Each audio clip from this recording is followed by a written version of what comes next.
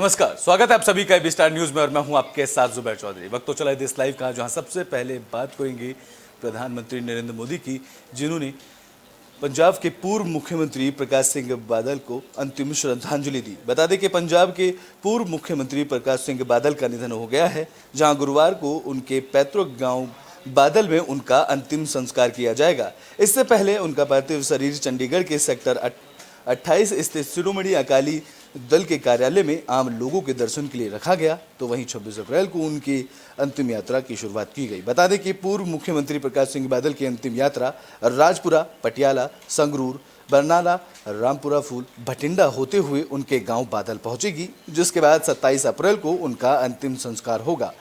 प्रकाश सिंह बादल के निधन पर पंजाब सरकार ने 27 अप्रैल को राज्य में सार्वजनिक अवकाश का ऐलान किया है। साथ ही इस दौरान सभी दफ्तर और विधिक संस्थान बंद रहेंगे। बता दें कि प्रकाश सिंह बादल के अंतिम दर्शन के लिए अकाली दल के ऑफिस पर लोगों का हुजूम उमड़ पड़ा।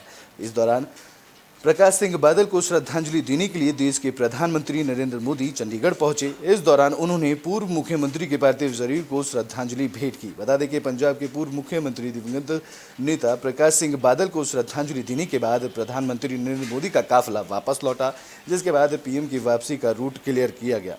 बता दें कि केंद्र सरकार ने इसको लेकर 2 दिन का राष्ट्रीय व्यापी शोक घोषित किया है। साथ ही उनके निधन पर देश के कई राज्य सरकारों ने शोक व्यक्त किया है। बिहार सरकार ने 2 दिन को राज्य शोक का आदेश जारी किया है, जिसके मुताबिक 26 और 27 अप्रैल को 2 दिवसीय राज्य शोक घोषित किया गया। इस दौरान पूरे राज्य में सभी भवनों पर राष्ट्रीय ध्वज आधा झुका रहेगा और इन 2 दिनों में कोई सरकारी समारोह या आधिकारिक मनोरंजन कार्यक्रम आयोजित नहीं किया जाएगा।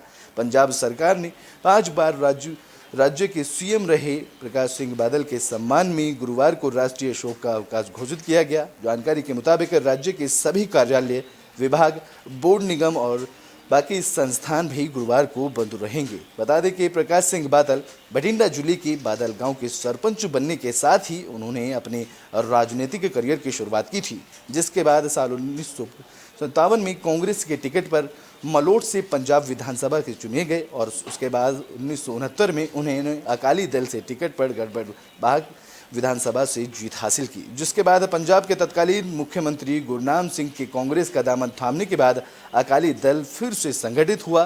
जिसके बाद अकाली दल ने 27 मार्च 1970 को प्रकाश सिंह बादल को अपना नेता चुना और इसके बाद अकाली दल ने जनसंघ के समर्थन में राज्य में सरकार बनाई और तब वे देश के सबसे कम उम्र के मुख्यमंत्री बने थे।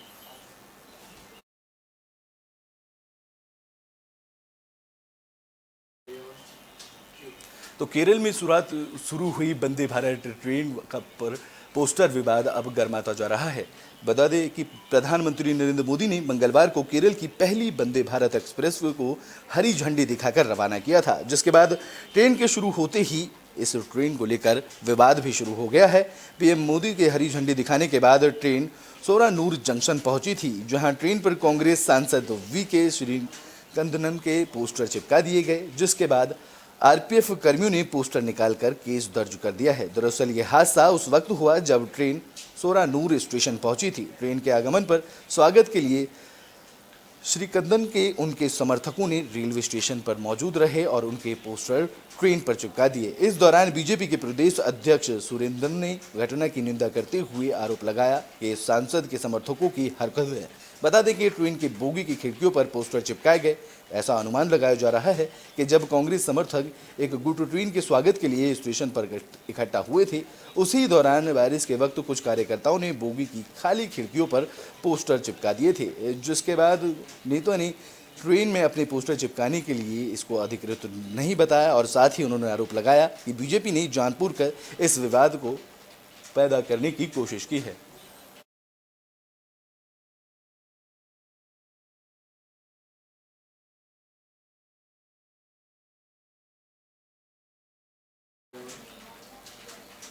तो बुलेटिन में बात कर लेते हैं दिल्ली के सीएम अरविंद केजरीवाल की, जिनके बंगले को लेकर अब विवाद गर्माता जा रहा है। तो वहीं कई राजनेताओं के बयान भी सामने आ रहे हैं। दिल्ली के मुख्यमंत्री अरविंद केजरीवाल के बंगले के रेनोवेशन को लेकर हुए 45 करोड़ के खर्च का मामला अब तूल पकड़ता जा रहा है। इस मामले में बीजेपी ने सीएम अरविंद केजरीवाल को आड़े हाथों लेते हुए नैतिकता के आधार पर इस्तीफे की मांग की है, तो वहीं इस पर पलटवार करते हुए आम आदमी पार्टी ने बीजेपी पर ओछी राजनीति करने का आरोप लगाया है। साथ ही कहा है कि मुख्यमंत्री आवास की निजी संपत्ति नहीं है। बता दें कि दिल्ली सीएम अरविंद केजरीवाल के आवास के बाहर बीजेपी कार्यकर्ताओं ने प्रदर्शन किया और इस दौरान बीजेपी कार्यकर्ताओं ने दिल्ली सरकार के खिलाफ नारेबाजी करते हुए सीएम अरविंद केजरीवाल से इस्तीफे की मांग की है। इस कड़ी में बीजेपी के राष्ट्रीय प्रवक्ता संदीप पात्रा ने केजरीवाल पर हमला बोला और इस दौरान संबित पात्रा ने एक महाराज का सच सामने आया है। उन्होंने कहा कि अरविंद केजरीवाल ने बंगले के रेनोवेशन पर 45 करोड़ रुपए खर्च किए हैं। तो वहीं उन्होंने आगे कहा कि 45 करोड़ रेनोवेशन पर खर्च किए गए हैं, इनमें पर्दे, टाइल्स, किचन की कहानी अलग ही बयां की गई है। ये सब चिल्ला कर कह रहे हैं कि हम सुपीरियर क्वालिटी के हैं। संबित पात्रा ने आगे कहा कि एक पर्दा 8 लाख रुपए का है और ऐसे 23 पर्दे बंगले में लगाए गए हैं। तो वहीं अरविंद केजरीवाल ने जो गले में मफलर पहनते थे और पुरानी सफ़र स्वीकार करते थे, उन्होंने अपने बंगले पर 45 करोड़ रुपए का खर्चा किया है। और आज की जो कहानी अखबार सुना रहे हैं, वो कहानी एक महाराज और उसके महल की है। एक ऐसा महाराज जो बेशर्म है, एक ऐसा महाराज जिसके केवल महल की रिनोवेशन की कहानी नहीं है, ये पूरे के पूरे उसके आइडियोलॉजी और उसके पार्टी के लोग, उसके पार्टी के सोच के रिनोवेशन की कहानी। याद करिए, दुबले पतले से वो महाराज, डबल एक्सेल का शर्ट और उसके ऊपर ये कलम, जिस कलम में केवल एक बार ही रिफिल भरा गया है। जब 2013 में महाराज ने ये दस्तावेज साइन किए थे, एफिडेविट किया, ये महाराज का दस्तावेज एफिडेविट है, एक ही बार इस कलम में रिफिल भरा गया है। आज तक उस कलम में रिफिल नहीं है, वो कलम केवल कपड़े में लगा रहता है, क्योंकि हस्ताक्षर तो मंत्री करते हैं। कल से मेरे कई चाहने वाले, मेरे दोस्त और हमारे जो पार्टी के सपोर्टर्स हैं, उन लोगों के मेरे पास फ़ोन आए, उन लोगों के और जो जनता के भी फ़ोन आए, उनके मैसेजेस आए और उन्हें लगा कि मुझे ऐसे घर में नहीं जाना चाहिए। सो मैं ये दोनों घर छोड़ रहा हूँ और मैं सरकार को बोलूँगा कि वो मेरे लिए कोई और इससे भी छोटे घर ढूंढने की कोशिश करे। तो वो कहते हैं ना, सीजर्स वाइफ, तो वही वाली बात है, हमें तो उसके लिए तैयार रहना पड़ेगा। We have to be prepared for. तो ब्रिटेन में बात कर लेते हैं दिल्ली में हुए मेयर चुनाव की। बता दें कि दिल्ली में मेयर चुनाव में आम आदमी पार्टी के उम्मीदवार निर्विरोध जीते हैं। आम आदमी पार्टी के उम्मीदवार डॉक्टर शैली ओबराय दूसरी बार दिल्ली नगर निगम की मेयर बन गई हैं। चुनाव से ठीक पहले ही बीजेपी उम्मीदवारों के नामांकन वापस लेने के बाद सर्वसम्मति ने उन्हें मेयर चुना है। तो वहीं आलिम मोहम्मद इकबाल ने भी निर्विरोध डिप्टी मेयर का चुनाव जीत लिया है, जिस पर दिल्ली सीएम अरविंद केजरीवाल ने उन्हें बधाई दी है। सीएम अरविंद केजरीवाल ने निर्विरोध चुनाव जीतने के बाद बधाई देते हुए ट्विटर पर लिखा कि इस बार निर्विरोध मेयर और उप मेयर बनने वाले शैली और एले को बधाई और दोनों को मेरी शुभकामनाएं। आपको बता दें कि शैली ओबराय और एले ने लगातार दूसरी बार मेयर बनने का रिकॉर्ड बनाया है और इससे पहले साल 2007 से लेकर साल 2009 के कार्यकाल के दौरान आरती मेहरा और दिव्या जायसवाल ने ये रिकॉर्ड बनाया था। दिल्ली मेयर चुनाव में जीत दर्ज करने के बाद शैली ओबराय ने कहा कि सीएम अरविंद केजरीवाल का धन्यवाद कि दोबारा मुझे मेयर उम्मीदवार बनाया गया, जहां उन्होंने पार्षदों और जनता का भी धन्यवाद अदा किया और कहा कि जो जिम्मेदारी मिली है उसे वह पूरी तरह से निभाएंगी। सभी साथियों को मेरा नमस्कार। सबसे पहले मैं माननीय मुख्यमंत्री अरविंद केजरीवाल जी का धन्यवाद करना चाहूँगी कि दोबारा से उन्होंने मुझे आज मेयर कैंडिडेट नॉमिनेट किया था और साथ ही समस्त पार्षद, जितने भी विधायक हैं, नॉमिनेटेड विधायक, साथ में जितने भी सांसद, दिल्ली की जनता, सबका धन्यवाद करना चाहूँगी और सबका बहुत बहुत आभार व्यक्त करना चाहूँगी कि आज एक बार फिर से मुझे महापौर बनने का मौका दिया।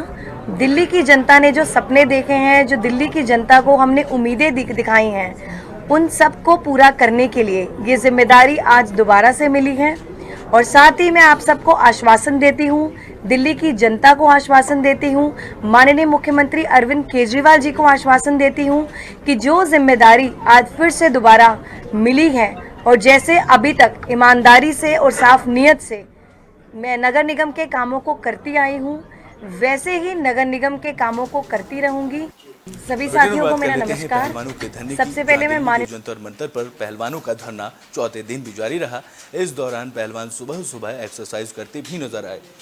देश के पहलवान विनेश फोगाट, बजरंग पुनिया, साक्षी मलिक समेत करीब 1 दर्जन पहलवान भारतीय कुश्ती संघ के अध्यक्ष ब्रजभूषण शरण के लिए खिलाफ जंतर मंतर पर लगातार विरोध प्रदर्शन कर रहे हैं। इसके बाद विनेश फोगाट साफ कर चुके हैं कि जब तक उनकी मांगों को नहीं माना जाता है तब तक पहलवान जंतर मंतर पर ही डटे रहेंगे और वहीं खाना खाएंगे, वहीं सोएंगे और वहां पर अपने पहलवानों की एक्सरसाइज भी करेंगे।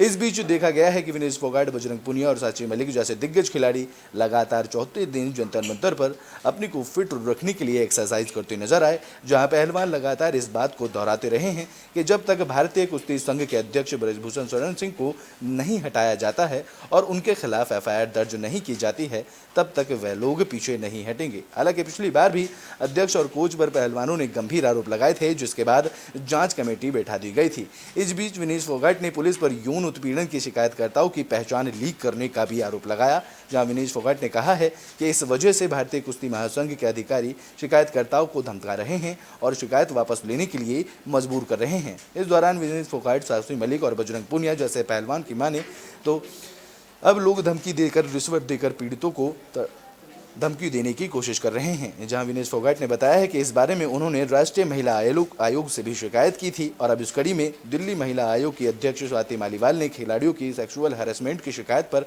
एफआईआर दर्ज न करने वाली दिल्ली पुलिस के अधिकारियों के खिलाफ आईपीसी की धारा 166(1) क्लॉज सी के तहत मामला दर्ज करने की सिफारिश की है। आज 5 दिन हो चुके हैं, लेकिन अब तक दिल्ली पुलिस ने विमेन रेसलर्स के सेक्सुअल हैरेसमेंट के केस में कोई एफआईआर दर्ज नहीं करी है। पॉक्सो का केस बनता है, फिर भी एफआईआर नहीं दर्ज करी गई है। हद हो गई है। लड़कियों को और उनके परिवार वालों को लगातार धमकियां मिल रही हैं। उनकी हमें ईमेल पे ईमेल आ रही है कि किस तरीके से कुछ लोग उनको धमकाने की कोशिश कर रहे हैं और उन्होंने यहाँ तक बताया है कि उनको ऐसा लगता है कि दिल्ली पुलिस के ऑफिसर्स ने उनके नाम अक्यूज्ड को लीक कर दिए हैं और तभी उनको धमकियां मिल रही हैं। जिस देश में, देश की राजधानी में हर दिन 6 बलात्कार होते हैं, उस देश की राजधानी की पुलिस पूरी तरीके से गुंडागर्दी पे उतर आई है। तो देश का कानून बहुत स्ट्रांग है। मैं दिल्ली पुलिस को याद दिलाना चाहती हूँ कि देश का कानून ये कहता है, सेक्शन 166(1)(a)(c) ऑफ आईपीसी ये कहता है कि अगर कोई पुलिस वाला लड़की की सेक्सुअल हैरेसमेंट की कंप्लेंट पे एफआईआर दर्ज नहीं करता तो उसके खिलाफ एफआईआर दर्ज की। तो ब्रिटेन में बात कर लेते हैं कर्नाटक चुनाव की, जहां कर्नाटक चुनाव को लेकर बीजेपी ने अभियान की शुरुआत कर दी है और इस कड़ी में पीएम नरेंद्र मोदी की 6 दिन में कर्नाटक में 16 रैलियां और रोड शो होंगे। बता दें कि प्रधानमंत्री नरेंद्र मोदी 27 अप्रैल से कर्नाटक के चुनावी रण में उतर रहे हैं, जहां वे 27 अप्रैल को वर्चुअली तरीके से कर्नाटक के बूथ कार्यकर्ताओं को संबोधित करेंगे। तो वहीं पीएम मोदी इसके बाद 28 अप्रैल से उनकी जनसभाओं और रोड शो का दौर शुरू किया जाएगा, जो कि 7 मई तक चलेगा। इस दौरान कर्नाटक में पीएम मोदी 16 जनसभाएं रोड शो के जरिए बीजेपी के पक्ष में वोट मांगेंगे, जहां कर्नाटक में पीएम मोदी की 29 अप्रैल, 3 मई, 4 मई, 6 मई और 7 मई को रैलियां हैं। जानकारी के मुताबिक कर्नाटक स्टेट यूनिट की ओर से प्रधानमंत्री मोदी की तरफ 32 रैलियों की मांग की गई थी, लेकिन प्रधानमंत्री की बाकी व्यवस्थाओं को देखते हुए अभी तक सिर्फ 16 जनसभा रोड शो को अनुमति दी गई है। ये सभाएं पार्टी की तरफ से उतारे गए नए उम्मीदवारों के लिए लिंगायतों की बहुमत आबादी वाले इलाकों के साथ साथ पूरे कर्नाटक में होंगी। बता दें कि इस साल पीएम नरेंद्र मोदी चुनाव प्रचार से पहले ही कर्नाटक का 8 बार दौरा कर चुके हैं, जहां आखिरी बार उन्होंने 9 अप्रैल को यहां का दौरा किया था। उससे पहले वह 25 मार्च को बीजेपी के राज्यव्यापी विजय संकल्प यात्रा के समापन के मौके पर कर्नाटक के दावरगेड़ पहुंचे थे।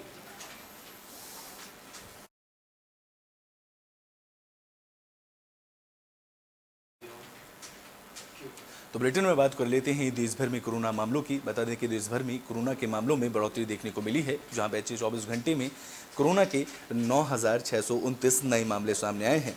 भारत में कोरोना वायरस के मामले में उतार चढ़ाव का दौर जारी है, जहां केंद्रीय स्वास्थ्य मंत्रालय की तरफ से 26 अप्रैल को दिए गए जारी आंकड़ों के मुताबिक भारत में पिछले 24 घंटे में कोरोना के 9,629 नए मामले दर्ज किए गए हैं।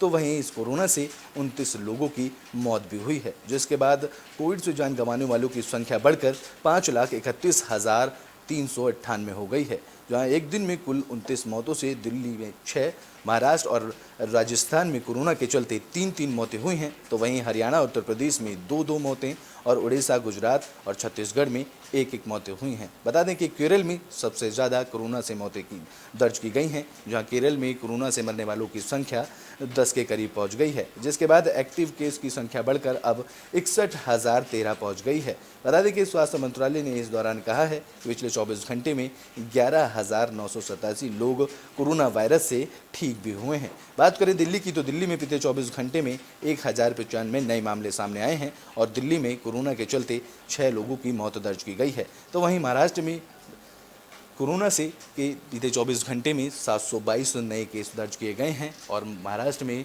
कोरोना के चलते 3 लोगों की मौत भी हुई है।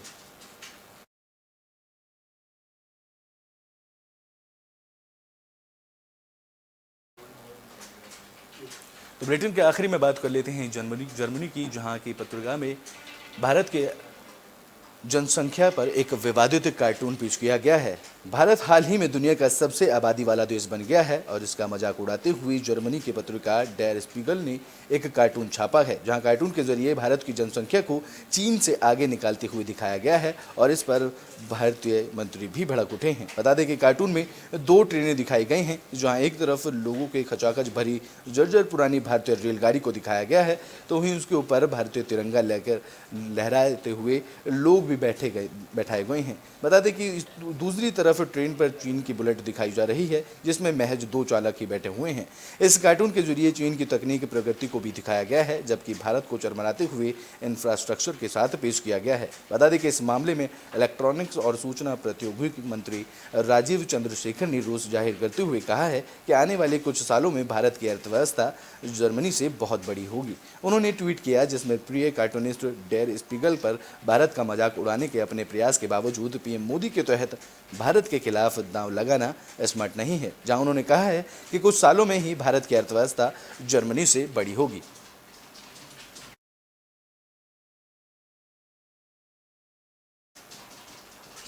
देश लाइव में अभी के लिए इतना ही। देश और दुनिया की तमाम खबरों के लिए देखते रहें एबी स्टार न्यूज़।